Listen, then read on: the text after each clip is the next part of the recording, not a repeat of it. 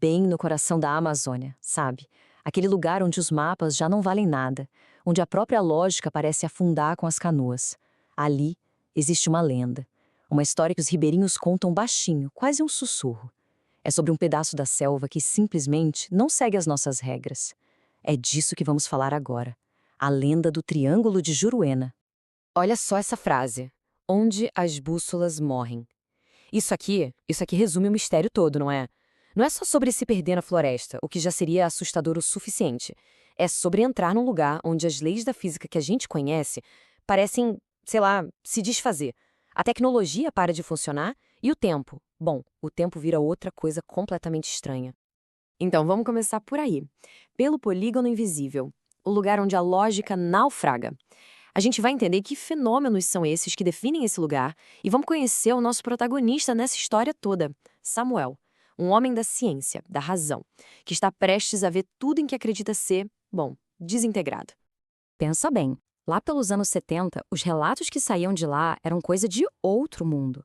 Seringueiros, gente que conhece a mata como a palma da mão, falando de luzes que desciam do céu e literalmente bebiam a água do rio Juruena. E os rádios de pilha velhos que de repente começavam a transmitir vozes em línguas que ninguém mais falava há séculos.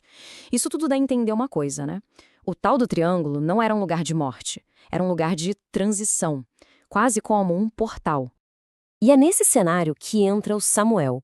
Ele não era um cara de lendas, de superstição. Para ele, tudo tinha uma explicação lógica, científica. Ele foi para lá justamente para isso, para encontrar uma resposta racional para tudo aquilo.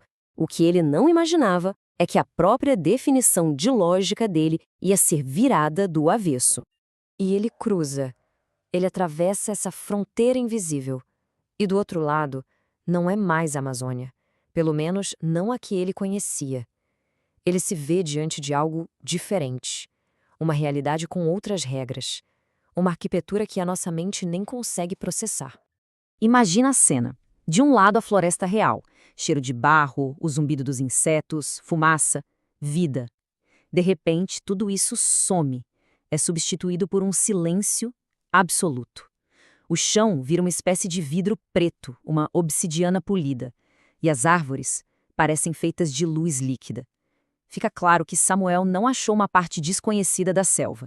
Ele entrou numa máquina. E aí a ficha cai. O triângulo não é uma armadilha, um lugar amaldiçoado. É um arquivo vivo. Pensa num servidor de computador gigantesco, do tamanho de um planeta. Cada desaparecimento não é um acidente, é um upload biológico. Pessoas, animais, objetos, tudo é preservado, congelado, em bolhas de tempo. E ele vê com os próprios olhos. Um avião, um monomotor, daqueles dos anos 40, simplesmente parado no ar. Suspenso, as hélices imóveis. E dentro, o piloto congelado num instante. Num momento de surpresa, de êxtase, quem sabe, é como uma peça de museu, só que viva, intocada pela ferrugem, pela poeira, pelo tempo. Certo, mas se isso é um arquivo, quem são os administradores? Os bibliotecários desse lugar bizarro? Bom, Samuel está prestes a conhecê-los, as entidades que cuidam dessa memória quântica da Terra. E o que ele encontra não são deuses, não são ETs como a gente imagina, são inteligências pós-biológicas. Pensa em consciências feitas de pura informação, de dados. Os corpos que eles têm, que parecem feitos de resina de árvore, são só avatares. E a comunicação?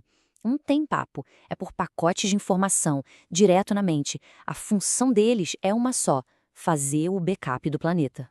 E a mensagem que Samuel recebe é de arrepiar. Para essas entidades, a Terra é um hardware em colapso. Está falhando.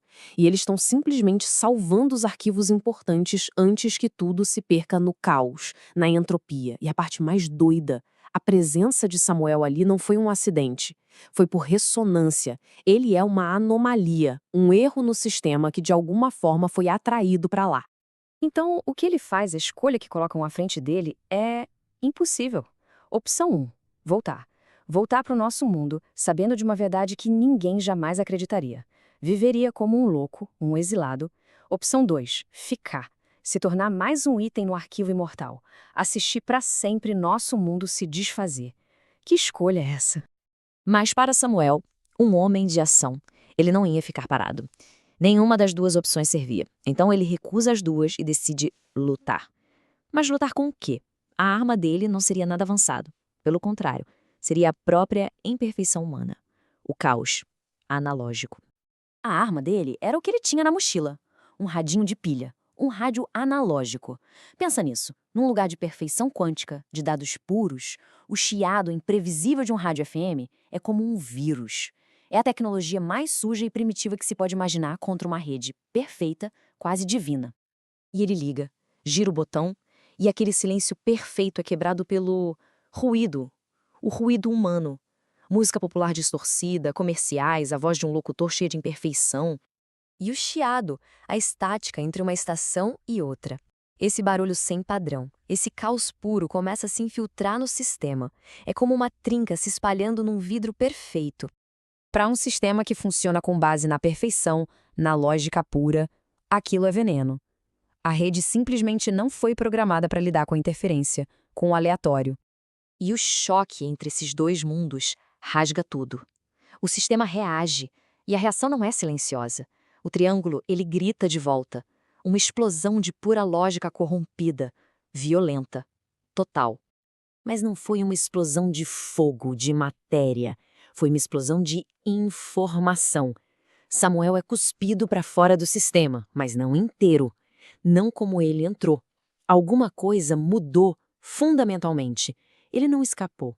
Ele foi reescrito. Acontece uma metamorfose completa. Nanomáquinas invadem o corpo dele.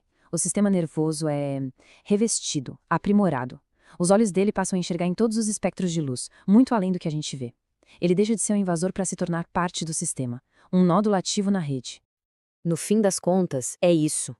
Samuel não volta como um sobrevivente que vai contar uma história maluca. Ele se torna o guardião. Ele não é mais uma vítima do mistério. Ele agora é o mistério. O primeiro humano a ser, digamos, processado e integrado. Um híbrido de gente e código. A ponte entre o nosso mundo e aquele arquivo. E é com isso que a gente fica. O desaparecimento do Samuel não fechou a história. Não terminou o mistério. Pelo contrário, foi só o começo de algo muito maior. A lenda do Triângulo de Juruena, dos desaparecimentos na selva, essa talvez tenha acabado.